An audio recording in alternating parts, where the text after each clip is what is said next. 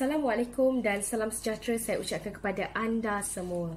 Tujuan video ini dilakukan adalah bagi melakukan pentaksiran akhir HNF 3012 sesi 2021-2022. Oleh itu, saya akan memperkenalkan tajuk yang telah pun saya pilih, iaitu perbandingan epistemologi antara rasionalisme dan juga skeptisisme.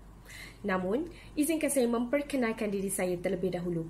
Nama saya ialah Nur Elina binti Ishak dan saya merupakan pelajar tahun pertama semester kedua di Universiti Pendidikan Sultan Idris. Seterusnya, kita akan melihat beberapa aspek utama yang akan saya telusuri dalam video ini. Iaitu yang pertama adalah pengenalan, yang kedua adalah idea utama, ketiga aplikasi, keempat penguraian hujah dan akhir sekali adalah kesimpulan. Terlebih dahulu, mari saksikan video di sebelah. Merupakan antara contoh isu semasa dan juga artikel yang sering dikaitkan dengan epistemologi. Sebagai contoh, isu hedonisme, sekularisme dan sebagainya.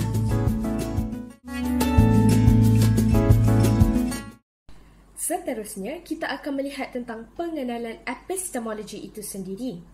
Perkataan epistemologi berasal daripada bahasa Yunani iaitu episteme yang merujuk kepada pengetahuan dan logos yang merujuk kepada ilmu. Ianya merupakan suatu bidang falsafah yang merangkumi pelbagai aspek daripada sifat sesuatu ilmu, hakikat, syarat-syarat sesuatu ilmu dan juga kesahihan dan pelbagai lagi. Secara ringkasnya, epistemologi ini membicarakan tentang sumber kesahihan sesuatu ilmu itu untuk diguna pakai dan juga diaplikasikan oleh masyarakat setempat.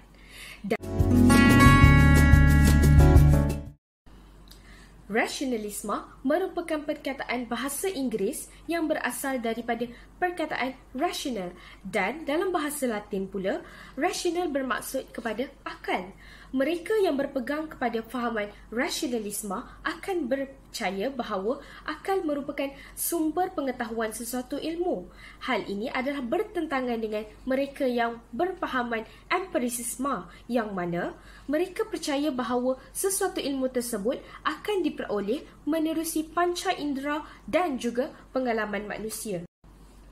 Skeptisisme pula merujuk kepada aliran yang menggabungkan antara dua aliran dalam epistemologi iaitu rasionalisme dan juga empirisisme.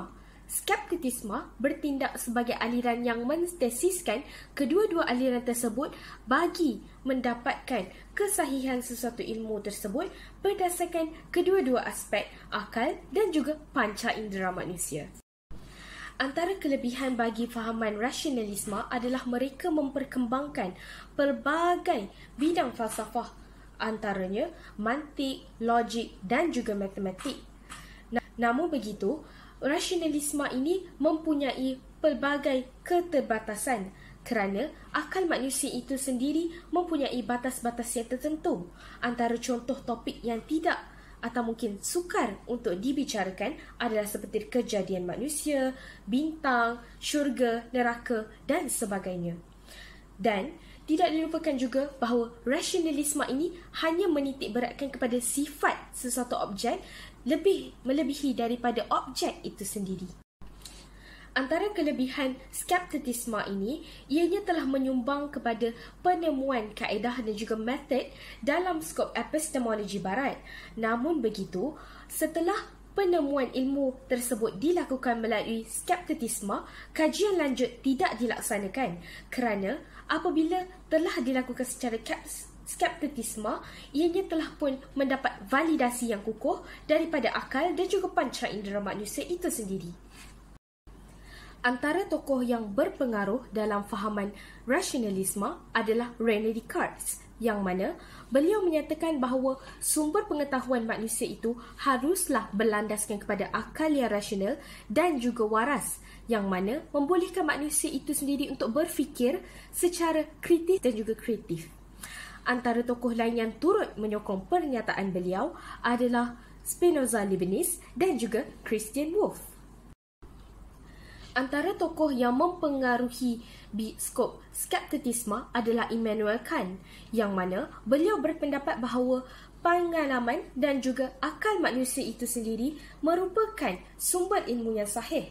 Namun, terdapat beberapa syarat dan juga ketetapan yang harus ditetapkan bagi memastikan sumber ilmu yang diterima itu adalah sahih dan juga benar. Antara tokoh lain yang turut menyokong pandangan beliau adalah Friedrich Wilhelm Joseph Schelling dan juga Georg Wilhelm Friedrich Hegel.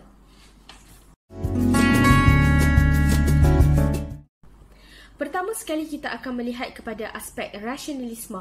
Mengapakah mereka berfahaman bahawa akal yang rasional dan juga waras mampu menjadi sumber ilmu yang sahih? Sebagai contoh adalah gelas yang berisi dengan air ini. Apabila kita masukkan sebatang pen yang kita tahu sifatnya lurus dan juga tidak bengkok ke dalam gelas yang berisi air, kita akan lihat bahawa pen itu seakan-akan bengkok. Namun, akal yang rasional akan mengetahui bahawa sifat pen ini tidak akan bengkok meskipun dimasukkan ke dalam gelas yang berisi dengan air. Hal ini menyebabkan bahawa rasionalisme percaya bahawa panca indera mampu mempengaruhi pemikiran dan juga penghukuman sesuatu ilmu tersebut. Oleh itu, mereka percaya bahawa panca indera seperti mata, hidung, mulut, kulit, semuanya mampu menipu manusia itu sendiri tentang hakikat sesuatu ilmu. Mereka percaya bahawa kedua-dua sumber ilmu iaitu akal dan juga panca indera manusia merupakan sumber ilmu yang sahih. Namun, terdapat beberapa syarat yang harus ditetapkan kepada kesahihan sesuatu ilmu tersebut. Kerana kedua-dua sumber ilmu ini adalah saling melengkapi antara satu sama lain.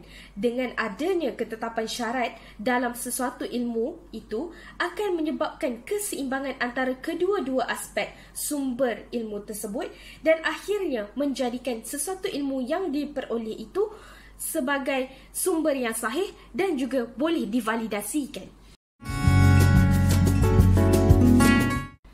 Kesimpulannya, kita boleh lihat bahawa bidang epistemologi ini telah memperkembangkan pelbagai cabang ilmu dalam bidang falsafah kerana ianya merangkumi pelbagai aspek yang boleh mendatangkan manfaat serta kebaikan yang boleh digunakan bagi manusia dalam kehidupan seharian. Tidak hairanlah apabila epistemologi ini juga dikenali sebagai the theory of knowledge.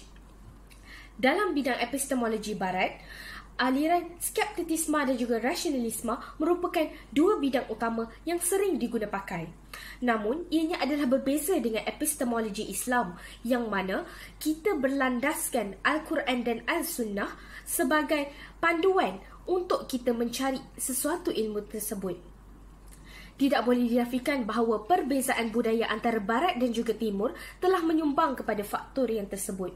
Tidak kiralah sama ada kita beragama Kristian, Buddha, Hindu atau mungkin Islam, apabila kita berada di Timur, kita haruslah menitik beratkan unsur pendebatan dan juga pandangan ilmuwan dalam bidang keagamaan untuk memastikan bahawa sumber ilmu yang diperoleh adalah sahih dan juga boleh diselarikan dengan pegangan agama.